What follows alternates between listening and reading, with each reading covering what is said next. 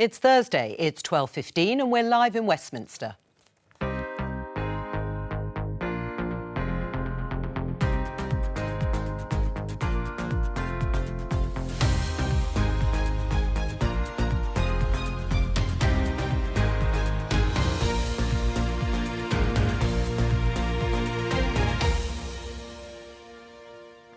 Joining me today, Conservative MP Tom Hunt, Labour MP Florence Pugh, academic and author Professor Sarah Churchwell and former Boris Johnson advisor Git O'Harry. Today, I'm essentially a fed-up commuter who became Transport Secretary. Will Great British Railways make British Rail great again? We're getting there. A report seen by the BBC says test and trace failures are partly responsible for a surge in the Indian variant in one of the worst affected areas. We'll bring you the details. The civil servants join the same clubs, enjoy the same kind of literary jokes, and speak the same private language. Why is the civil service still as middle class as it was over 50 years ago? And what can Jo teach Keir about winning from the left?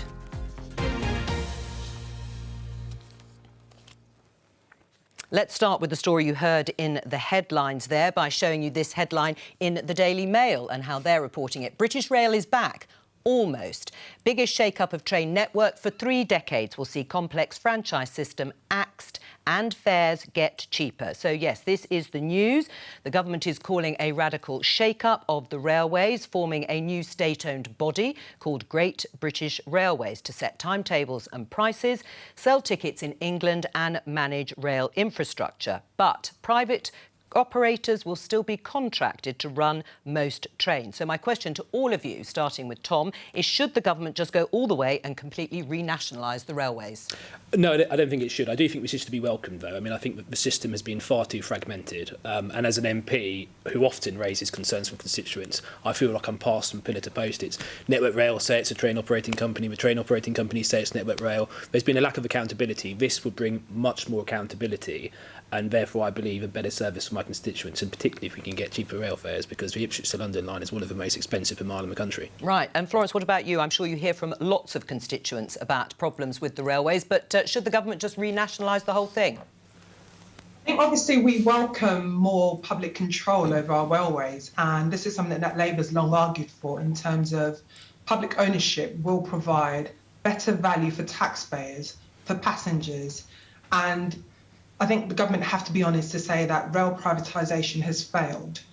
But what we really need to see for hard-working commuters who will, we want them back on the railways, back to work, is around the flexible ticketing promises. That is what will really make it cheaper. So I'm quite concerned. I don't know if people listened to Grant Shapps on Radio 4 this morning. There isn't any information around future ticket prices, and he couldn't guarantee or rule out future prices wouldn't be above inflation. And most importantly, we've got to look at the fact that there is nothing in this report around the decarbonisation of our railway network. That has to be central to our transport system. So cutting railway service won't help, but instead of reducing, we need to look at how we reduce passenger numbers, but making sure we've got an ambitious railway network that hits all those targets and one that's clean and affordable for everyone. So, Florence, is that a fully nationalised railway service, yes or no? Ministers have now acknowledged that rail privatisation hasn't worked. Right. So, yes, I'm presuming. Gitto, what about you? I don't know what memories you may or may not have of British Rail, but should it be fully renationalised? Very little boy, obviously. The idea with this is you get the best of both worlds. You get the accountability, you get the scrutiny, you get somebody to blame in the public sector, and that has to be right. There has to be political accountability there.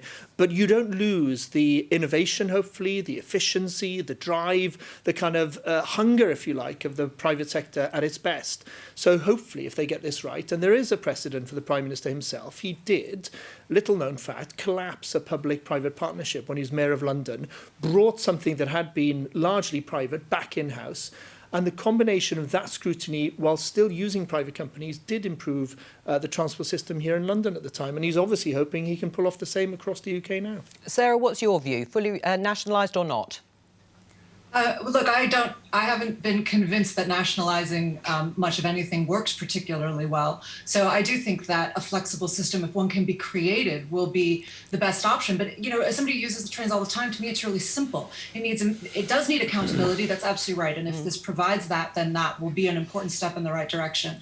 But we all know that the cost for value is an absolute scandal compared with any other comparable country. And this doesn't say anything about fares. It's absolutely right that it doesn't say anything about making it greener. It doesn't say anything about actually creating a better service that's more affordable. And until we actually get investment and protect against the kind of extractive economy that we have right now, then I think it's not going to go far enough. But maybe it's a step in the right direction. All right, well, let's talk about a breaking story being brought to us by the BBC's political editor, Laura Kunsberg. You again heard in the headlines it is to do with failures in test and trace.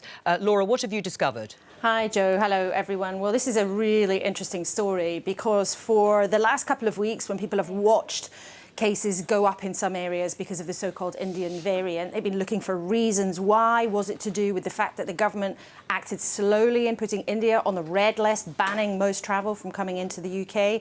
Or was it because in some pockets of the country there's been less take-up of the vaccine? But a story that came our way has revealed one of the other reasons that some health officials believe is behind this surge. A report that we've seen here suggests that the national test and trace system for 3 weeks didn't give 8 local authorities across England full details of positive cases in their area. And the important consequence of that was it meant local health teams on the ground weren't then able to go around finding out where those people were, working out who they'd been in contact with, and really making sure that they were trying to manage the spread of the disease in their area. And one of the councils, it seems by bad luck, that ended up being without that vital information was Blackburn with Darwin, which I'm sure our viewers know by now, is one of the parts of the country that really is having to grapple with a surge in coronavirus, one of those parts of the country where surge vaccination is being put in place. And it seems, according to the report that we've seen, that failures in the national test and trace system were one of the reasons behind this, which for many people has been a really worrying situation. And it's put in doubt, of course, the progress of the unlocking, you know, that date on June the 21st, when in theory, everything's meant to be getting back to normal. Right. Well, what about the data Boris Johnson has said we are going to get on the transmissibility? We're waiting for that, probably perhaps tomorrow, perhaps at the beginning of next week. What's the government actually saying, though, in response to this report and the failures in test and trace? So we've asked the Department of Health about this, as you would expect, to try to get to the bottom of exactly what has happened. What they've said to us is that a small amount of information was not passed on as quickly as it should have been. As I understand it, there was some kind of technical glitch. It's even been suggested to me that there was a systems upgrade that meant that the national database wasn't functioning in the way that it should. The details and the fuller context of exactly what went wrong is not something that's forthcoming at this stage. But the Department of Health officially have acknowledged that something went wrong here. The government's not trying to deny that this actually happened. But what we're not sure of is the true scale. So what we know is that nearly 800 cases were not reported to local authorities because of this. Nearly 300 of them were in Blackburn with Darwin, that real hotspot now. But what might be interesting to know, Jo, is, you know, we haven't had much chatter recently about test and trace. You know, our viewers will remember that over the year, there have been real moments where there's been a lot of criticism of test and trace, a lot of very strong defence of it from the government. You know, it's a system that didn't used to exist. Now it's tested and traced more than 10 million people. You know, that's no mean feat. But it may well be that other issues that have been going on with test and trace emerge because of this report. I think we'll just have to wait and see, but it will be really interesting to see what else we can find out through the course of today and whether or not the Department of Health wants to give us any information. We know they told local councils about what was going wrong on the 11th of May, pretty much 3 weeks since the glitch actually first happened. What we don't know, and what the Department of Health won't tell me yet, is when they first knew of the problem. And that is a pretty crucial piece of information. If they did know earlier on, why didn't they tell local councils about the problem? If they didn't know, well, that's potentially worrying too, because if there was a real flaw in the system and nobody was aware of it, Well, how many other times have things gone wrong? But we should say officially, the Department of Health says test and trace has, been an extraordinary achievement. They've tested more than 10 million people, but they're not denying that something went wrong here, but they're not giving us the full details of exactly quite what. Laura Kunsberg there, thank you very much. Well, Tom, listening to all of that, failures of test and trace, the political implications could be huge, couldn't they? Well, I think what's quite clear at the moment is there are a couple of huge schemes the government are managing, almost at a wartime level of organisation and logistical organisation required, both in terms of a national vaccination programme, which has been a great success, which actually put us in a pretty much a better position than almost any European country. And in terms of test and trace is also of a similar scale to a vaccination programme, both very complex, complicated, nationally organised schemes. And if there is an issue here, clearly it's important it's bottom out and we get those answers. But ultimately, what's also important is what we know about this variant. And yes, it is of concern.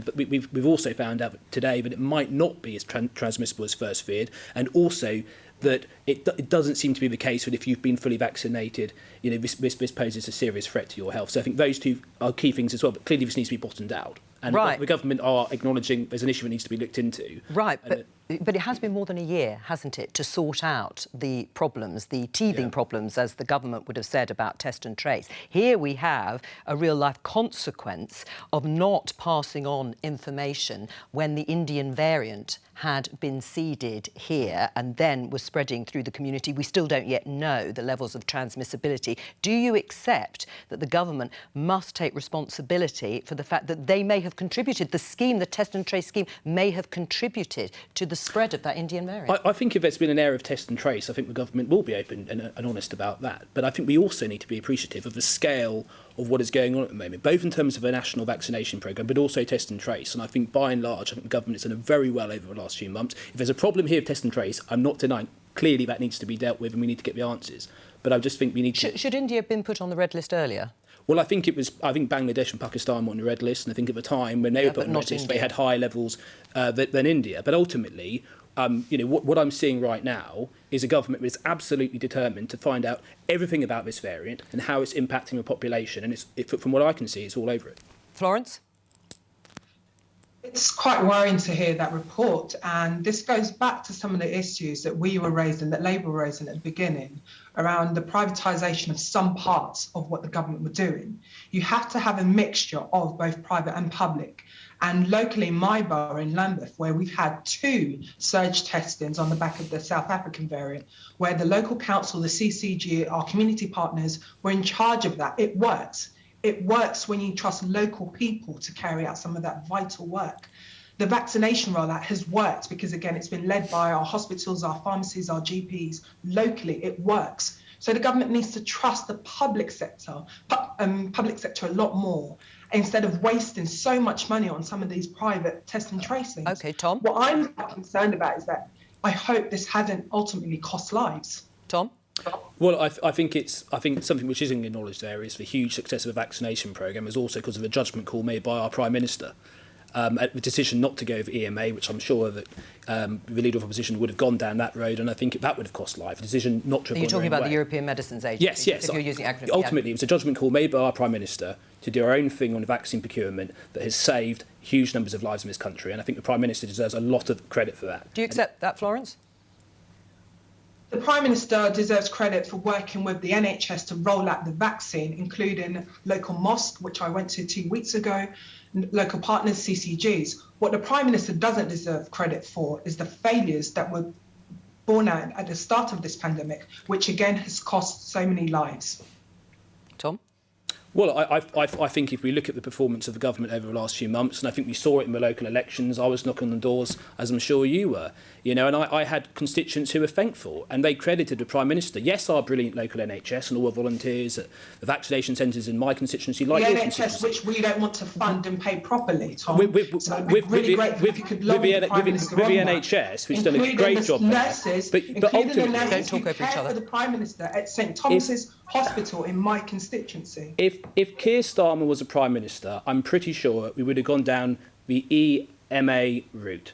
And that would have meant that we're in a similar position to other European countries at the moment when it comes to vaccination, not the position they're currently in, which is far ahead of them. That has saved lives. It also means we can open our economy sooner. Prime Minister deserves credit for that, as does our NHS. It's not either or. They've both risen up and they've done a great job over the last 3 months. They've both done a good job. Right. Sarah, in terms of the sort of public-private element, I mean, is it too ideological, do you think, from some of the politicians in how test and trace and how the vaccination programme is working?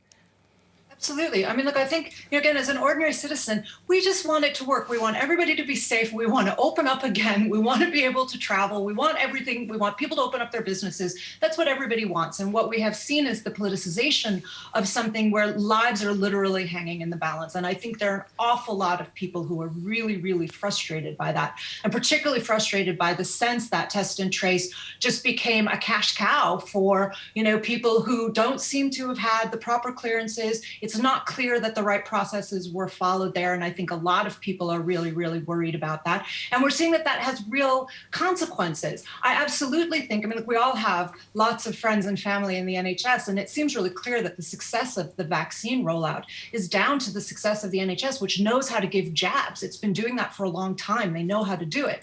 But when the government tried to create this whole new test and trace thing, it didn't work. It has not worked yet. It still isn't working. And now we're just hearing that it might be responsible for yet another major setback. Right. I mean, Gito, what are the political implications, do you think, of this report? Well, in the end, I think test and trace, with all its flaws, was a short-term damage limitation job. The long-term answer to this is the vaccination programme, and it is a triumph of many of the things that are best about Britain. Great universities, fantastic private companies, great organisation. I'm very proud to say I'm a volunteer vaccinator. I jabbed 75 people 2 days ago. And they come in and they're grateful to receive the jab. They leave feeling more positive, and they are, frankly, in awe that the UK has got its act together as well as it has at this scale. So in the end, of course, when you're chasing such huge targets, you're going to drop the odd ball every now and then. Well, but the vaccination programme is, really the envy of the world, and it's the long-term cure. It doesn't forgive mistakes that happen at the moment, but if they're acknowledged, then it's understandable that the odd ball is dropped. Let's talk about this headline in the Times newspaper today. Senior civil servants as privileged as they were 50 years ago. This is a report out today. It's actually the main finding of a report from government advisers on the Social Mobility Commission, which suggests that hidden rules still favour those with the right accent, while a class ceiling prevents less advantaged staff from reaching senior grades. What's gone wrong, Tom? Well, I think it's not good. I think we all want to see diversity in our civil service, but when I say diversity, yes, I mean ethnic diversity, gender balance, but also from different class backgrounds, and I think we are seeing more of that. We're seeing certain government departments now being moved to other parts of the country. I think Darlington's getting Treasury branch. And I think clearly those sorts of decisions to move government departments to other parts of the country, I think, will be positive in terms of helping to combat that. But clearly, I want to see a civil service that is as reflective as possible as a country that it's essentially running. But why so little progress so far? Well, I think it's very complicated. I think there's a number of reasons potentially to do with the education system over the last few decades, and I think that we need to try and do better. Right. Sarah, what do you think lies behind the lack of progress over so many decades? Look, I think that the educational system is where the solution resides, and it's going to be getting that right. Education has historically been proven to be the most successful human system for redistributing privilege. It's the best means that we have, but that doesn't mean that we always get education right.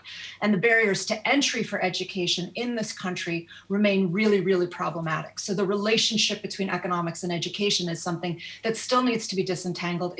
We still need to make sure that students are, that they're getting the educational opportunities that they need. And very clearly, that simply isn't the case for too many students, particularly right now with the pandemic. We all can see the ways in which the educational system is failing students right now. But obviously, as an educator, I believe that education is the solution. But what we can see is that it is, again, it has not had the investment it needs.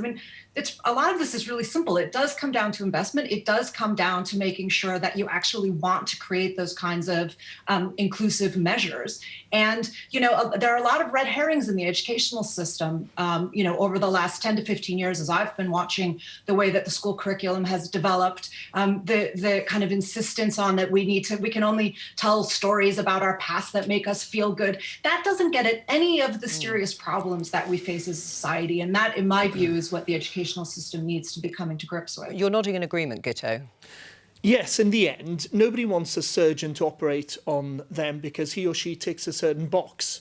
You want a surgeon who's qualified as a surgeon. So you don't suddenly want to populate the top levels of the civil service with people who cannot run a massive government department with multi-million pounds sort of budgets doing all kinds of complex things. You've got to put it right in which kind of people go to the kind of universities that then feed into the civil service. Yes, open up the number of universities, find the odd person who may have taken a different path, of which there are fewer than you probably think for that sort of world. But that's where the meritocracy's got to kick in at sort of 18. And before then, to make sure that at 18, not everybody who goes to the top institutions are from that same sort of background. Right. I mean, Florence, the report identifies how cosy fireside chats conducted in a neutral, received pronunciation accent help those from privileged backgrounds navigate what's called the velvet drainpipe of recruitment. What do you think has been the problem, Florence? I think part of the problem is that we have to look at what is practically being done to address this. So, for example, I've taken part in a parliamentary speaker scheme to help people who don't normally think about a career in politics apply. So I've taken on a young boy, fantastic gentleman called Harry, suffers from cerebral palsy, is in a wheelchair, and he has just been a great addition to my team. And we need to go beyond recruiting people who look and sound and come from our own circles. And the fact is, just this morning, I went to visit one of my secondary schools in Vauxhall, London Nautical, and speaking to those young people who've missed so much vital education. The truth is, no matter how good our schools are, the reality is that education on its own will not solve this. We need to look at what goes on beyond the classroom. There are so many things that we can do to help those children in terms of those inequalities, which we know sadly still exist. And we need to look at how we can address that. We need to be honest about that. We had a big discussion around race earlier last year. But what more are people doing? It's not just about you turning your Twitter screen black for one day. We really need everyone to commit to this agenda. Right, and you say it goes beyond the classroom. Do you agree with that, Tom? Yeah, because I actually agree with many of the points that have just been made there. But I do think the government kind of knows that politics and the civil service is a bit of a bubble. It's all in London. You know, I think it could be a really good move to start moving some of the government departments out. Do you think that would radically change? Well, not necessarily by itself, no. But I think, quite clearly, if we are going to have big government departments in places like Darlington, we need to make sure that is coupled with a kind of recruitment agenda and an outreach and engagement agenda to try and make it so that we actually do better when it comes to making sure our civil service is more effective. But I also agree with the point that we want the best people in the jobs, because these are hugely important jobs, running government departments. And on that, it would help to open up the civil service to people from, dare I say, the private sector, so that you have people who are doing jobs elsewhere who come in not for life, not to climb the greasy pole, but to come in to get something done and then leave again. And if you do that, then you do get people who've gone through the school of hard knocks or the school of running a business, and they can contribute more. But that, again, opens up another can of worms. Well, which we have seen to some extent. Florence? The reality is, the findings are not, no offence, the findings are not new. We know all this already. The data already exists. But what we need to see is real action. If the government are really committed to tackling this, they need to, work with people, with institutions who have experience, who have lived experience, and bringing in that diversity of thought, gender, race, all the diversity to help make all our society, not just politics, media, legal, it has to be truly reflexive. And at the moment, that's still not happening because you are finding people recruiting within their own. Right. I mean, Tom, you're on the Education Select Committee, and the committee is holding an inquiry into left-behind white pupils from disadvantaged backgrounds. What exactly are you looking at? Well, it's children who are eligible for free school meals across the board, but we're looking at why it is that it seems to be white children who are eligible for free school meals, who, when it comes to some of the academic measurements, GCSE attainment, A-levels, university access, seem to be doing quite a bit worse than other groups who are similarly disadvantaged in a socio-economic perspective. So we've had an inquiry going on for sort of 3 or 4 months. We had our final session yesterday. The report should be published in the next few months. And we have actually, and there's lots of complicated reasons why this may be the case. Some of it to do with culture, some of it to do with the role of religion, family breakdown. perceptions of education and whether it's perceived as being a platform for advancement and whether that's different in some communities than others. But it's a pretty complicated situation, but we need to combat it. Right, but are you saying that most disadvantage lies in class background? Well, that's one of the things that came through yesterday in a session we had with Tony Sewell, actually. That was his view, and that seems to be what the evidence suggests. Right, what do you think, Florence? As a black working class girl who got elected to represent the seat that I represent, I know that it isn't about either or, but we do need to look at how we tackle the inequality, which sometimes starts from the classroom. As someone who was on free school meals when I was at school as well, this notion that everything's resolved in London and the streets of London are paved with gold, there's pockets of deprivation. So if the government are really committed to levelling up, it has to mean levelling up right across the country. My worry is that this levelling up agenda is only going to happen in the north. Right. I mean, Sarah, where do you think the real disadvantage lies if the government is trying to find solutions? Look, I think that it's not about where the real disadvantage lies, because that's what we call a race to the bottom, right? Who's the worse off, and let's only focus on them. The problem is that we have, as we are identifying, that we have too many people in our society who feel that education is not, and I think Tom's phrase, perception of education, is really, really important here. They perceive education as something that is not for them, particularly higher education. I have literally had people say to me, I'd like to go to university, but it isn't for the likes of me. And, in my view, what we have to get to as a society is a point where nobody ever says that, because nobody feels that. And if they're passionate about learning, as humans are, we're all curious, we all like to learn. The problem is the disconnect between people's individual passion for learning and their sense that school is not serving that passion, and that it's not giving them the skills that they need, and providing them for their own interests, and connecting with them in a way that they find meaningful, in a way that lets them develop in the way that they want to do. That's not easy. There's no one quick solution that I can glibly toss out there. But again, it actually takes investment in education. It takes thinking about this. And it takes, and I absolutely agree with Florence, it takes trusting local communities, understanding that they know what their students need, and working with those communities so that those students are not left behind, and so that they really believe that education is for them. It's for everyone, and that they can find their path through it. Right, Tom? I think it's important it's not just about university. I actually think perhaps in the past decade there's been a bit too much focus on university. I think from an early age there needs to be a sense that there's multiple pathways. Yes, there's an academic pathway, and if you want to do that, we're going to believe in you, we're going to back you. But there's also another pathway, potentially technical apprenticeships. Multiple pathways, and from an early age that needs to be made really clear to young people. All right, well, let's stick with education. Remember these protests from last summer? We're showing pictures of them at Oxford University, calling for the statue of the 19th century imperialist Cecil Rhodes outside Oriel College to come down. It was in the wake of another statue being torn down. This time it was the industrialist and slave trader Edward Colston in Bristol. And this story today, which is looking at what a commission that was set up to do, which actually backed the decision by Oriel College to take down the statue of Cecil Rhodes, has put out this statement. The Commission backed the college's original wish to remove the statue whilst acknowledging the complex challenges and costs presented by its removal in terms of heritage and planning consent, particularly since the government's policy in relation to historic statues and sites which have become contested is to retain and explain them. So, on balance, the decision has been taken that it should remain. Tom, Oriel College wants the statue to come down. This independent commission agrees and backs that decision. Why should government stand in the way? Well, because this is an independent commission that the college put together, and actually I know one of the members on it, I think, embraced the Colston statue being illegally taken down. So I don't necessarily think this commission is beyond question. But they do back the original decision by Oriel College to bring it down. It's only because, as they say, the cost implications and the fact that it will have to go through the government and the Secretary of State, Robert Jenrick, who says retain and explain. But why should it? I think the vast majority of people in our country do not want to see statue toppling. They do not want to see us going around ransacking our past. Ultimately, this particular Cecil Rhodes was a man of his time, and I think we could, by all means, let's have a debate about him, the man, his his links to unsavoury aspects of our past. But ultimately, what we can agree is that he was a key figure for that college, and I just don't know what it achieves by toppling his statue. I don't know how it brings people together. I don't know I don't know what it achieves. Florence? I think this goes back to some of the things I mentioned around education.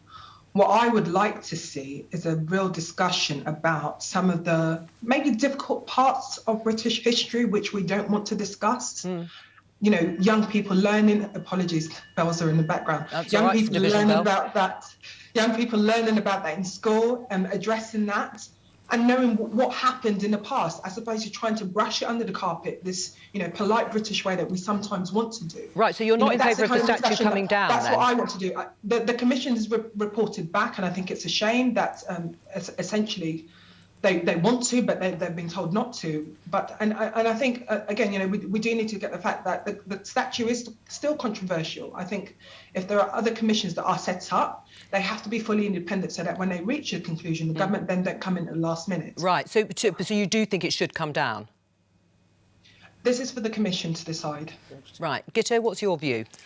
Some of us were told stories when we were kids about people who did bad and then wanted to make it right.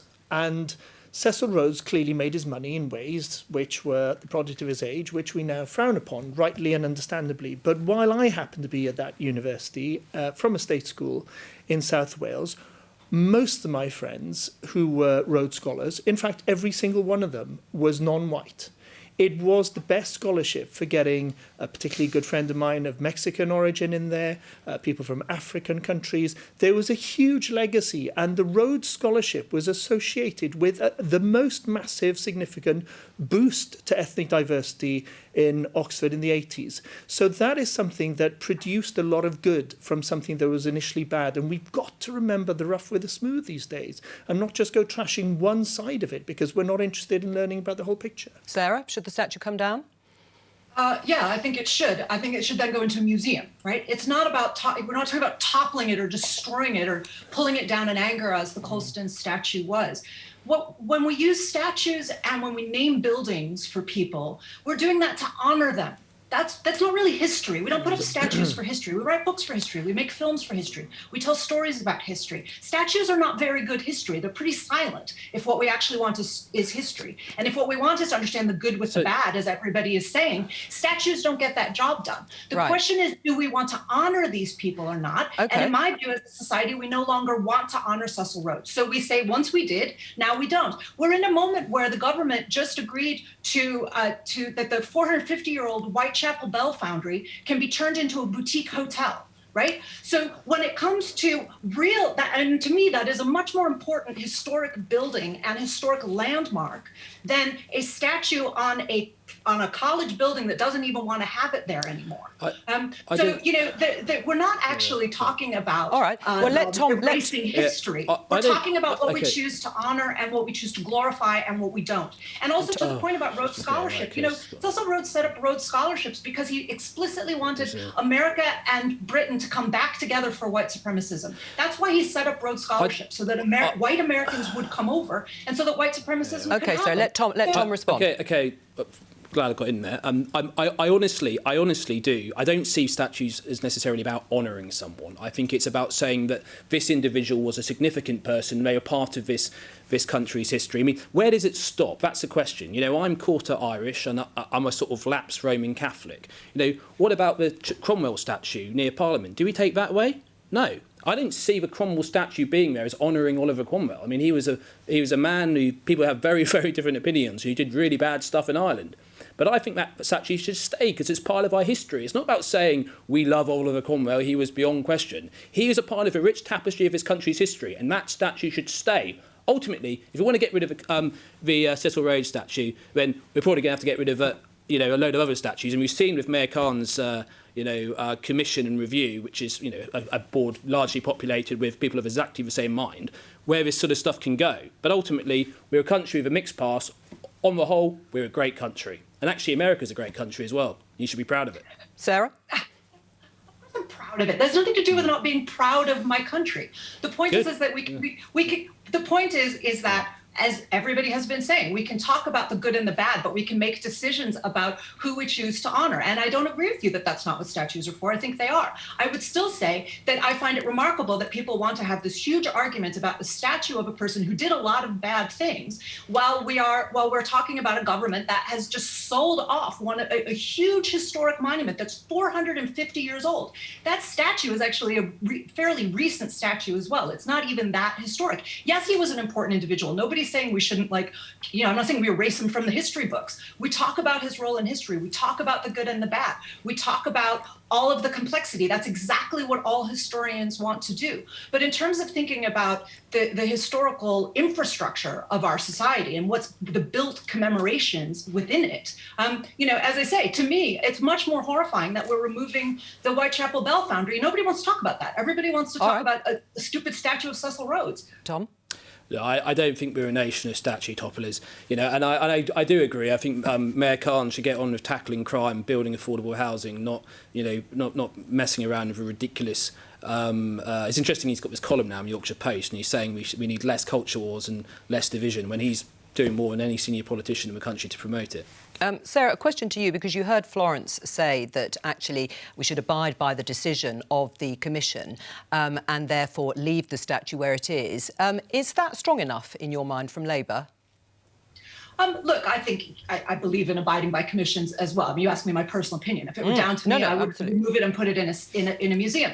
Is it strong enough? Yeah, I think it is, because as I say, I think to a certain extent this whole thing is a bit of a red herring, insofar as it's turned into this, language of statue toppling, which is, meant to be inflammatory, when what a lot of people are just trying to do is to have a more complex conversation about our past. And what the debates about the Cecil Rhodes statue have done has enabled that more complex conversation. It has actually moved the needle pretty significantly, where when it was first suggested, it was absolutely unheard of and nobody would even admit that it was, something that we could consider. And now people are taking that possibility seriously and approaching all of this more thoughtfully, which to my view is really the goal, whether an individual statue stands on a building or doesn't stand on a building. All right. Florence, I just want you to respond to something that Tom said, which is about the board or the commission that's been set up by the London Mayor Sadiq Khan to look at these sorts of subjects. Do you think it was fair that Tom claims it's been stacked with people all of the same mind? I think that's a mischaracterisation of the people on there. All of them applied for that position. They were selected, and they're reviewing the commission as set up by the mayor and the deputy mayor for culture. But we need to look at the fact that those conversations need to be had, and we need to be open about those conversations. But toppling down a statute is not going to address the inequalities and injustice that we are still seeing to a number of black and minority ethnic people in this country. That's what we should be talking about. And no toppling of statutes or additional reviews that the government want to keep doing. The data is there. It's glaringly obvious. And we need action from the government in addressing that. All right, well, let's stick with Labour and show everybody this headline in The Guardian. It's actually a story from last week. It says Rachel Reeves, the new Shadow Chancellor, is to consult Joe Biden's team on Labour's economic offer. Shadow Chancellor will discuss how party can appeal to blue-collar voters and urban graduates. Now, Labour's had quite a bruising time recently following the election results. Florence, what lessons, if any, do you think Labour can learn from President Biden? It's refreshing to see President Biden win. I still have fond memories of being in Ohio in 2008, campaigning for the then Barack Obama. And I think what the Biden administration has brought to American politics is just putting aside that divisive Trump era. And we are seeing America cooperating with the international community more, addressing some of the social injustices that's been happening. And, we're seeing things like return to the Paris Climate Agreement, for example. And what I think Labour can definitely learn from America is around building that unity, bringing people together and addressing the key issues facing the country. And that, those are the key lessons that I would want Labour to be looking at in making sure we are election ready. Right. I mean, Sarah, do you think Keir Starmer can learn from specific policies from Joe Biden, or is it more a case of how he presents himself? I think it's more about how he presents himself, actually. I mean, I think there are policy lessons to be learned, to be sure. And I think that that progressive coalition that Biden has surprised a lot of people by building is clearly working so far. I mean, he has skyrocketing approval ratings, not just among the Democrats, across the country. So he's clearly getting it right, at least right now. And so obviously there's always stuff to learn from somebody who's getting it right to that degree. But the fact of the matter is that everybody in America knows who Uncle Joe is. He's Uncle Joe. He's been on the scene for 50 years. He was the vice president. As Florence said, he gained an awful lot of social credit, as it were, for supporting Obama the way that he did, so unquestionably, and for wanting to work to support the first Black president. So, you know, I think that Starmer is suffering from a kind of lack of identity in a public sense. Right. People don't know what his public identity is. And and particularly to go against somebody like Boris Johnson, he's going to have to start to put across that personality. OK, Gitto. I think it's refreshing that you can be pale, male, stale, as the term goes, and be regarded as a progressive who's good for the world. That's refreshing. He did, of course, have an opponent who was a disgrace to democracy across the world. That is not the case here. Whatever you think of Boris Johnson, he's not Donald Trump. He's not somebody who's dragging the office of state through the mud. And therefore, it was a pretty low bar to appear more statesmanlike, to appear more unifying, to appear more civilized than his opponent. I think he's done a great job.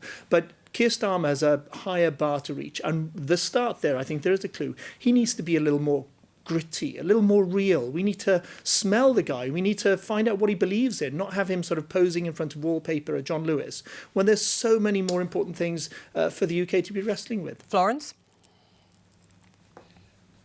I agree with Gitto in terms of the low bar with Donald Trump, but unfortunately, having sat in the chamber, haven't had the opportunity to do a lot of that as a new MP because of the lockdown. It's painful sometimes to watch a prime minister, because I do feel that some of that divisiveness, and in essence, you know, straight from the Trump playbook, where you have the prime minister, again, as a new MP, still trying to learn some of the rules and regulations and standing orders, but, you know, misinformation and being called out on that, not retracting that is not what we want to see in leadership.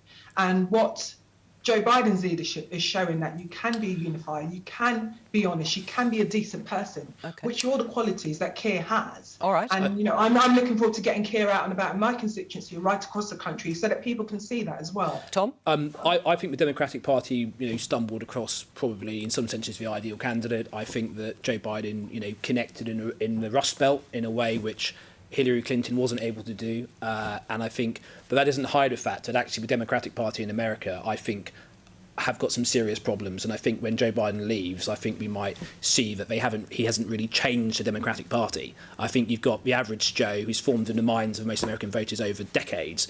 But I think ultimately they could be back at square one in, I don't know, 4 or 8 years' time. All right, well, Florence, there's another electoral challenge coming along very soon, and that's the by-election in Batley and Spen. Nominations to be Labour candidate closed today at 5 o'clock. Let's just show everybody this article by Diane Abbott, senior Labour figure. Losing by-election would be curtains for Keir Starmer, says Diane Abbott. What do you think about what she's said and written, Florence? Do you agree? I'm hoping that a number of our Labour MPs, including myself as a London MP, will all be out once a candidate's selected, to help that candidate so that we can retain that seat. Sure, but if Labour loses it, of Tracy Brabin. If Labour loses it, it's not just Diane Abbott actually. Richard Bergen, another Labour MP on the left, implied the same, that if Labour don't win it, then Keir Starmer will be out. I don't think this is about whether or not if Labour wins it, should Keir be out. The focus has to be on getting the right candidate for that by-election and getting people to come out and engage and vote. Right. Well, Diane Abbott also thinks Andy Burnham, the mayor of Greater Manchester, would be more suitable as leader. He's the man. Do you agree? There isn't a vacancy at the moment, unfortunately. So why has he got a column in the Evening Standard and Sadiq Khan's, I mean, all over Yorkshire Post? Are you going to do a job swap? Everyone can do a column. You could put a column in as well, Tom. But isn't it remarkable? Isn't it remarkable? Andy's got a fantastic job that he's doing. Sadiq's got. Isn't it remarkable though? We're talking about the government of the day making gains, multiple gains in parliamentary by-elections. All right, and on that, I'm afraid we have to stop it there. But thank you to all of you for a fascinating discussion on this programme. I'll be back on Monday at 12:15. Bye bye.